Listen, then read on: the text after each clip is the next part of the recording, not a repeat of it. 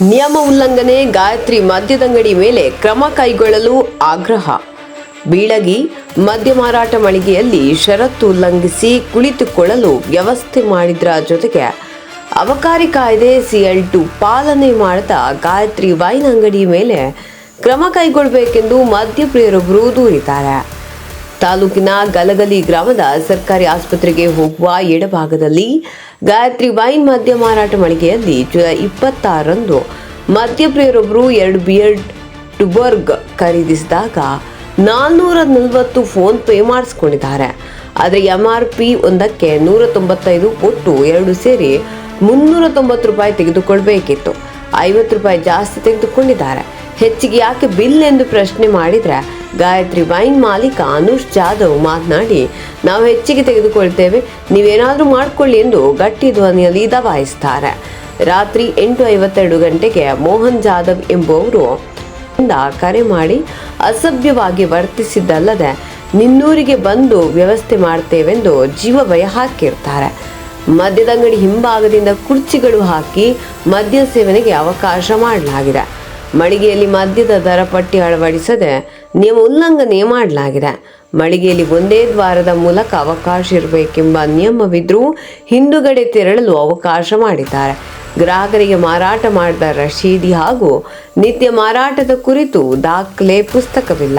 ಉಲ್ಲಂಘನೆ ಅಡಿಯಲ್ಲಿ ದೂರು ದಾಖಲಿಸಬೇಕೆಂದು ಮದ್ಯಪ್ರಿಯರೊಬ್ಬರು ಕ್ರಮ ಕೈಗೊಳ್ಳಲು ಆಗ್ರಹಿಸಿದ್ದಾರೆ.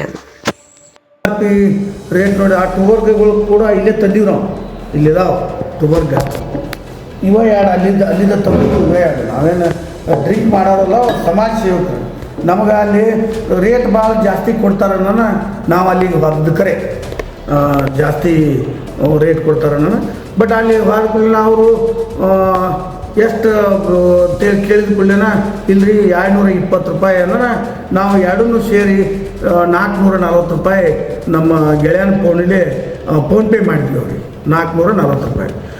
ನಂತರ ಅವ್ರ ಮಗಗೆ ನಾವು ದೂರವಾಣಿ ಮುಖಾಂತರ ಸಮೀಪ ಬಂದ ಕೇಸಿಂದ ಅದ್ರ ರೇಟ್ ಅವಾಗ ನೋಡಿದ್ದೀವಿ ನಾವು. ಕೆಳಗಡೆ ನೋಡಿದಾಗ 195 ಐತಿ, ಮತ್ತು ನೀವು ಜಾಸ್ತಿ ತೊಗೊಂಡ್ರಿಲ್ಲ ಅಂತಂದು, ಅದೆಲ್ಲ ಏನಿಲ್ಲ, ಬಂದಿದ್ರು ಇಲ್ಲೇ ಕೇಳಿ ಫೋನ್ ಯಾಕತ್ತೀನಿ ನನಗೆ ಅಂತೇಳಿ ಅವ್ರು ಅವಾಗ ದಬಾಯಿಸ್ತಿದ್ರು.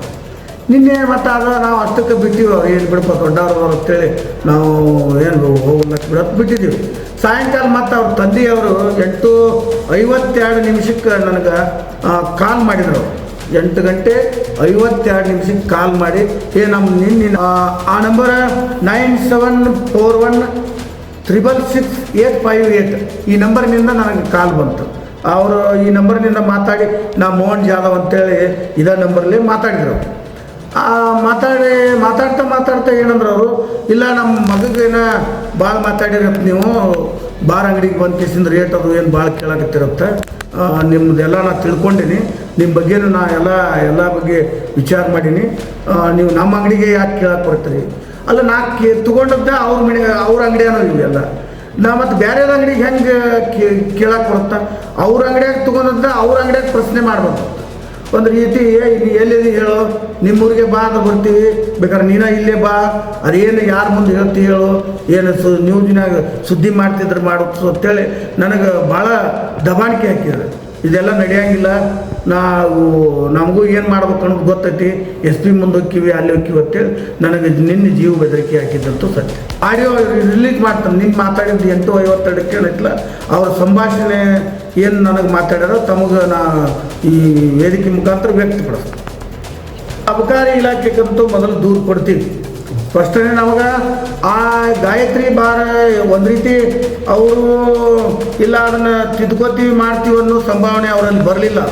ಇಲ್ಲ, ನಾವು ಇದು ಕೊಡುದ ಹಿಂಗೆ ಅನ್ನೋ ದೃಷ್ಟಿಯೊಳಗೆ ಮಾತಾಡಿದರು.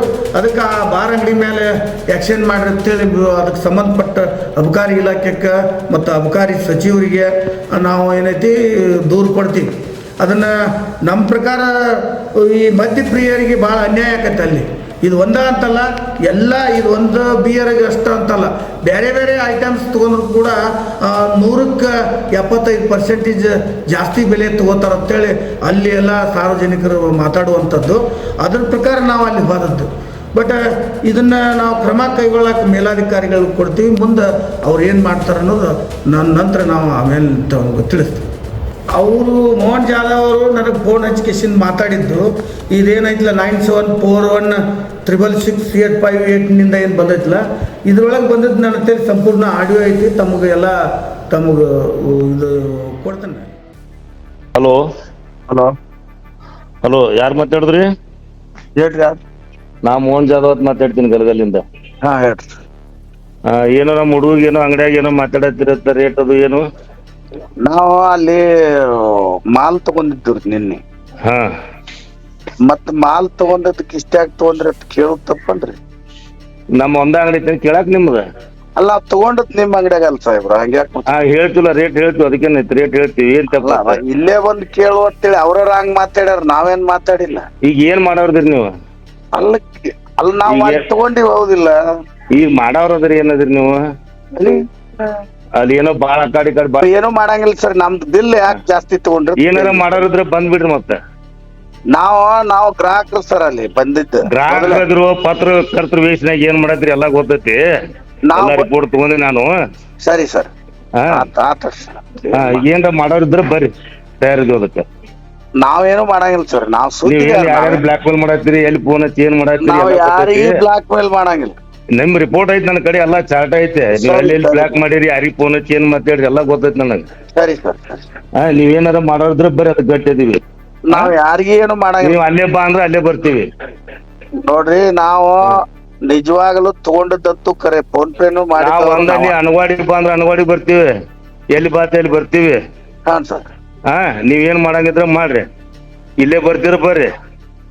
ಈಗ ನಾವಂತೂ ಆ ನೀರಿನವ್ರ ಅಲ್ಲ ಸಾಹೇಬ್ರ. ನೀವ್ ಏನ್ ಮಾಡ್ರಿ ಎಲ್ಲೆಲ್ಲಿ ಗೊತ್ತೈತಿ ನನಗ, ಇತಿಹಾಸ ಐತಿ ನಿಮ್ದು. ಯಾರಿಗ್ ಫೋನ್ ಹಚ್ಚಿರಿ, ಯಾರಿಗೆ ಮಾತಾಡ್ರಿ, ಏನ್ ಬ್ಲಾಕ್ ಮೇಲ್ ಮಾಡ್ರಿ ಎಲ್ಲ ಗೊತ್ತೈತಿ. ನಿಮ್ದು ಇಷ್ಟೇ ಐತಿ ನಮ್ ಕಡೆ. ನಡಿ SP ಕಡೆ ಹೋಗೋಣ, DC ಕಡೆ ಹೋಗೋಣ ನಡ್ರಿ. ಸರಿ ಸರ್. ಏನ್ ಮಾಡ್ರಿ ಸರ್, ಏನ್ ಮಾಡ್ರಿ? ನೀವ್ ಏನ್ ಮಾಡೋದ್ರಿ? ನಮ್ ಹುಡುಗರಿಗೆ ಮಾತಾಡ್ತಿರತ್ತ ಮಾತಾಡ್ರಿ, ಮಾಡ್ರಿ. ಏನ್ ಮಾಡೋದ್ರಿ? ನಾವು ಬಿಲ್ ತಗೊಂಡಿವತ್ತು ಅಷ್ಟ ಕೇಳಿವಿ, ನೀವು ಮಾತಾಡಕ್ತಿರಿ ಅದನ್ನ. ನೀವ್ ಏನ್ ಕೇಳಿರಿ, ಏನ್ ಮಾತಾಡ್ರಿ, ಎಲ್ಲಿ ಹೋಗಿರಿ, ಏನ್ ಮಾಡ್ರಿ ಎಲ್ಲ ಗೊತ್ತೈತಿ ಇತಿಹಾಸ. ಹಾಂ ಸರ್. ಅದನ್ನ ಹೇಳ್ರಿ ನನಗ. ಏನಾರ ಬರೆಯೋರಿದ್ರ ಬರೀರಿ. ಸರಿ ಸರ್. ಸರ್ಕಾರದ ಕಾನೂನು ಪಾಲಿಸೋದನ್ನಂತೂ ಭಾಳ ದೂರದ ಸಂಗತಿ ಐತಿ. ಯಾಕಪ್ಪ ಅಂತಂದ್ರೆ ಅಲ್ಲಿ ಇರ್ತಕ್ಕಂಥ CL2 ಒಳಗೆ ಏನು ಕಾನೂನು ಹೇಳ್ತತ್ತೆ ಆ ಪ್ರಕಾರ ಆ ಬಾರ್ನಾಗಿಲ್ಲ. ಅಲ್ಲಿ ಕುರ್ಚಿಗಳನ್ನು ಹಾಕಿ ಕುಂದ್ರಿಸಿ ಕುಡಿಯಬಾರ್ದು ಅಂತೇಳಿ ನಿಯಮ ಹೇಳ್ತತಿ. ಆ ನಿಯಮನ್ನು ಅವರು ಉಲ್ಲಂಘನೆ ಮಾಡ್ಯಾರ. ಅದೊಂದು. ಎರಡನೇದ್ದು CL2ದೊಳಗೆ ಒಂದೇ ದ್ವಾರನಿಂದ ಬರ್ಬೇಕಂತೇಳಿ ಐತಿ, ಒಂದೇ ದ್ವಾರ ಇರ್ಬೇಕಾದಕ್ಕೆ. ಇವರು ಕುಡುಕರಿಗೆ ಕುರ್ಚಿ ಹಾಕಿ ಹಿಂದೆ ಕುಡ್ಸಾಕ, ಮದ್ಯಪ್ರಿಯರಿಗೆ ಹಿಂದೆ ಹೋಗಾಕೊಂದು ಡೋರ್ ಮಾಡ್ಯಾರ ಬೇರೆ. ಅದನ್ನು ಮಾಡೋಕ್ಕೂ ಕಾನೂನು ಉಲ್ಲಂಘನೆ. ಹೆಚ್ಚಿಗೆ ಅಧಿಕ ಬೆಲೆ ತಗೊಳ್ಳೋದಲ್ದ ಇವರು ಕಾನೂನು ಉಲ್ಲಂಘನೆ ಮಾಡಿಕೆಸಿಂದು ಬಾರ್ ನಡೆಸ್ತಾರೆ. ಇವರಿಗೆ ಯಾಕಂದ್ರೆ ಜನಪ್ರತಿನಿಧಿಗಳು ಆಗೋದ್ರಿಂದ ಯಾರು ಹೇಳೋರಿಲ್ಲ ಕೇಳೋರಿಲ್ಲ, ದಬಾಣಿಕೆ ಮಾಡೋದು, ಭಾಳಷ್ಟು ದೌರ್ಜನ್ಯ ಮಾಡೋದು, ಈ ರೀತಿ ಮಾಡೋದ್ರಿಂದ ಅಧಿಕಾರಿಗಳು ಸುತ್ತ ಈ ಏನೋ ಇವ್ರ ಅಂಗಡಿಗೆ ಹೋಗ್ಬೇಕಾದ್ರೂ ಕೂಡ ಭಯ ಪಡ್ತಾರೆ.